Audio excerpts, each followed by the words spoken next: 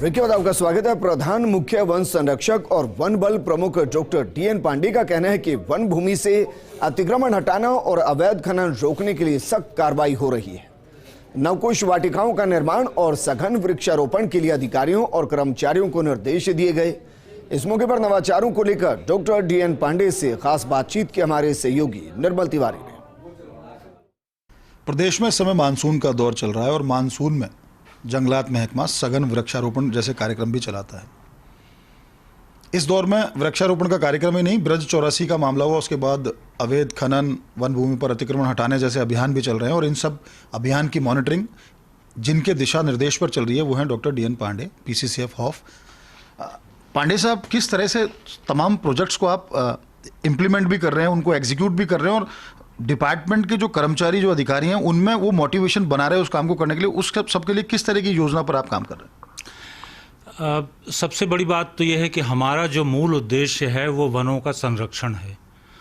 तो संरक्षण की दिशा में चाहे अतिक्रमण हटाना हो या अवैध खनन की रोकथाम करना हो या कटान की रोकथाम करना हो, चराई की रोकथाम करना हो, इस मसले को लेकर पूरे राज्य में निर्देश दिए जा चुके हैं और नियमित मॉनिटरिंग चल रही है।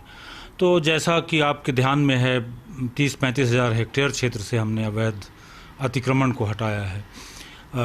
अवैध खनन के विरुद्ध गंभीर अभियान चल रहा है जो आपके पूरे ध्यान में है। इसके अतिरिक्त जो वृक्षारोपण है, जिसे आप वन पुनर्स्थापन कहते हैं, जो पूरे राजस्थान में पहली बार राज्य सरकार ने अपने बजट से हमें 50,000 हेक्टेयर से अधिक की धनराशि उपलब्ध कराई है। ये एक ऐतिहासिक कार्य है राजस्थान सरकार का। तो हमें उच्च कोटि का वन पुनर्स्थापन और वृक्षारोपण भी करना है, वो भी उस दिशा में हम कर रहे हैं। तीसरी बात यह है कि अभी हाल ही में जो वन भूमि घोषित की गई ब्रज भूमि में, उसकी नोटिफिकेशन की दिशा में, क्योंकि एक नोटिफिकेशन एक वैधानिक प्रक्रिया है, उस प्रक्रिया का पालन करते हुए ही हम नोटिफिकेशन करा सकते हैं। तो उस प्रक्रिया में हम लगे हुए हैं और उसके तुरंत बाद हमको, नोटिफिकेशन के तुरंत बाद हमें उस क्षेत्र को अगले 10 साल में हरा भरा करना है। वहाँ की स्थानीय प्रजातियों को लेकर एक उच्च कोटि का वन पुनर्स्थापन करना है। अच्छा, एक इस बीच में एक सवाल मैं आपसे पूछना चाहूँगा। जब वन भूमि से, क्योंकि बहुत पुराने अतिक्रमण है, बहुत ऐसे साल हो गए, 10-20 साल से उस तरह के अतिक्रमण चल रहे हैं, उससे भी पुराने अतिक्रमण है, इन सब अतिक्रमणों को हटाने या वन भूमि से अवैध खनन को रोकने के लिए निश्चित तौर पर, चूंकि जो स्थानीय, जो सियासत से जुड़े लोग हैं, उनके बड़े दबाव आते होंगे आपके ऊपर, किस तरह से इस दबाव को हैंडल करते हैं और इन सब दबावों के बावजूद कि ये काम अतिक्रमण हटाने का सुचारू रूप से चले, उसके लिए किस तरह से काम कर रहे हैं आप? देखिए, मुख्य बात यह है कि लोकतंत्र में हर व्यक्ति को अपनी बात कहने का अधिकार है, लेकिन कानून की अपनी व्यवस्थाएं होती हैं। तो दबाव तो उसे कहते हैं जिसे आप दबाव मान लें, जिसे आप दबाव नहीं मानते तो फिर कोई दबाव हुआ नहीं।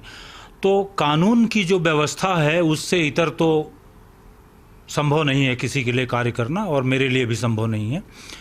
पर मैं ये कहूँगा कि राज्य के जो जनप्रतिनिधिगण हैं उन्हें वनों का महत्व समझ में आता है और अनेक जगह जनप्रतिनिधियों ने हमें उन क्षेत्रों को बेहतर करने के लिए फंड्स भी उपलब्ध कराए हैं, अपने जो उनको फंड्स उपलब्ध होते हैं। कुछ प्रकरणों में ऐसा लगता है कि अगर इस तरह के दबाव ना आते तो बेहतर होता, लेकिन ऐसे बहुत कम हैं और कभी कभार ही आते हैं। तो मैं ये कहूँगा कि राज्य सरकार की, राज्य के नागरिकों की, राज्य के जनप्रतिनिधियों का हमें मदद मिलती है। तो आप हैं डॉक्टर डीएन पांडे, आपका साफ तौर पर कहना है कि सघन वन योजना को आगे बढ़ाने के लिए सघन वृक्षारोपण कार्यक्रम 80% तक उसके लक्ष्य प्राप्त किए जा चुके हैं।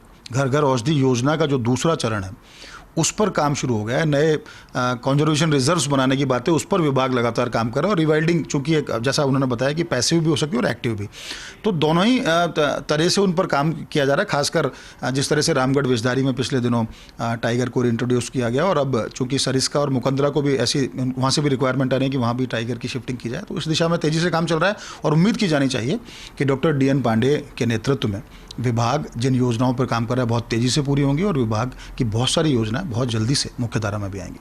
कैमरा पर्सन यश के साथ Nirmal Tiwari, first India news, Jaipur.